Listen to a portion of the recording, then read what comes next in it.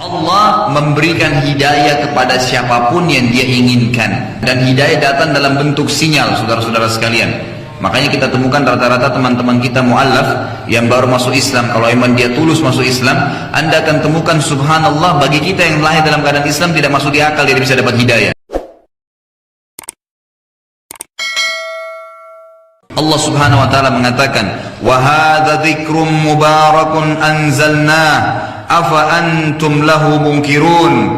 Wahai manusia, wahai jin, inilah peringatan Al-Quran yang kami turunkan penuh dengan berkah.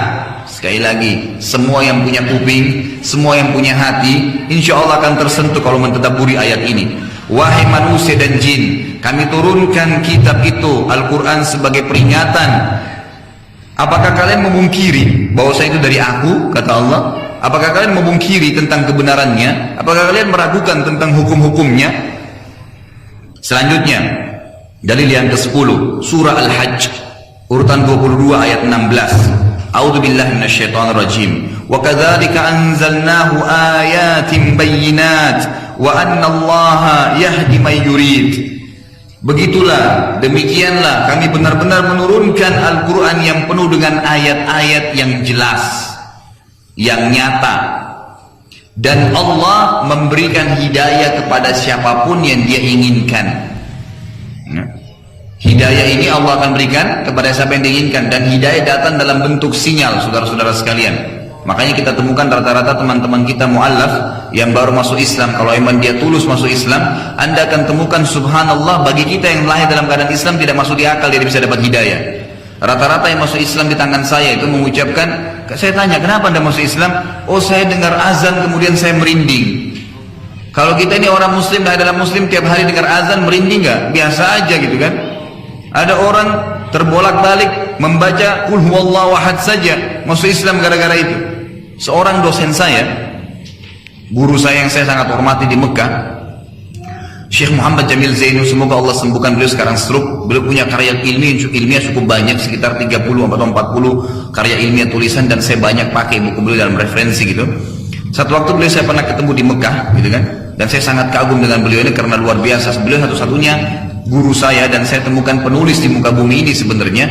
Bagi saya ya, itu yang menulis di bukunya, semua muslim punya hak untuk mencetak buku ini. Terbalik, jadi tidak dilarang. Siapapun yang mau cetak buku saya silakan, perbanyak. Dan kalau anda ingin memperbanyak karena sosial, hubungi penulis akan bantu kasih cuma-cuma semua buku beliau. Lalu saya datang, ditinggalkan nomor telepon rumahnya, saya sempat datang ke rumah beliau, lalu saya salaman. Setelah itu saya sebutkan saya bersama dari Indonesia, kemudian saya sering memakai buku anda dan seterusnya. Salah satu kisah yang terjadi, dialog saya sama beliau cukup lama waktu itu. Waktu beliau ketemu saya pertama, beliau langsung pegang jenggot saya gitu. Dia bilang, ini jenggot ente sedikit sekali ya. Terus saya langsung bilang, Syekh, ini di Indonesia sudah sangat banyak gitu. Karena kita di Indonesia kan ada jenggot Pancasila ya, cuma 1-2 lembar gitu ya. Tapi ini, saya bilang ini sudah sangat banyak Syekh. Kemudian kami duduk dialog. Salah satu kisah yang menarik beliau sampaikan, ada buku beliau judulnya Kaifah Tadaitu, bagaimana saya bisa dapat hidayah gitu loh. Beliau ceritakan semua mu'allaf bagaimana masuk Islam itu. Di antaranya teman kampusnya beliau, orang Kristen. Sama-sama di kampus gini lagi kuliah di Syria, waktu itu beliau dari Syria asalnya.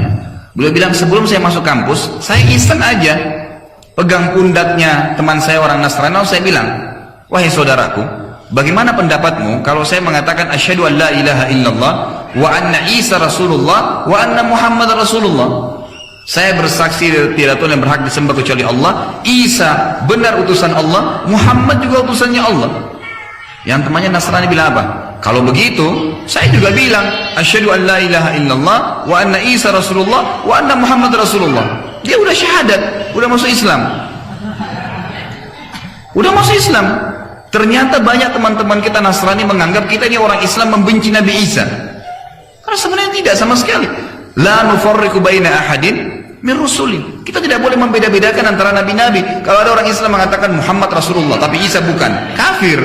Nggak boleh. Rukun iman kita salah satunya rukun iman kepada ya rasul-rasul, kitab-kitab yang turun kepada mereka. Itu harus kita imani.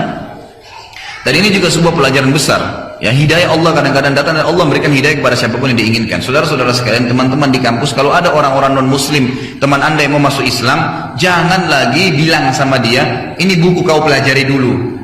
Oh nanti, ya, Islam itu, bahkan ada yang kadang-kadang Islam bilang, susah Islam itu 5 hari, satu hari 5 kali sholat. Agama kamu lebih enak cuma nyanyi-nyanyi sekali seminggu, kan gitu. Untuk apa masuk Islam? Ini bahaya sekali gitu. Kita ambil contoh kalau misalnya dia katakan, karena saya tidak paham agama Islam, nanti deh kamu pelajari dulu, ini buku saya kasih, atau nanti saya temukan sama ustaz. Itu keliru saudara. Karena untuk membuat orang masuk Islam tidak ada yang dituntun kecuali 2 kalimat syahadat. Kasus mandi itu cuman bagian pendapat sebagian kecil ulama karena Umar mandi sebelum mengucapkan syahadat. Tapi ribuan sahabat Nabi yang lain masuk Islam tidak ada yang mandi. Cuman syahadat, tuntun dia. Kamu cuma ucapkan asyhadu an la ilaha illallah wa anna Muhammad Rasulullah. Selesai. Kalau dia meninggal 1 menit kemudian anda dapat pahalanya. Tapi kalau dia tidak sempat syahadat gara-gara anda tunda, dia meninggal 1 menit kemudian, anda tanggung jawab. Ya jelas begitu, kan gitu. Jadi jangan ditunda, tuntun syahadat. Kenapa dikatakan mu'allaf? Karena dia nanti dituntun. Setelah itu baru dituntun salat, baru dituntun. Kalau dia terima sudah sholat, baru dituntun zakat, baru dituntun puasa. Sebagaimana hadis Bukhari menjelaskan, Nabi SAW mengatakan kepada Mu'adz bin Jabal radhiyallahu anhu,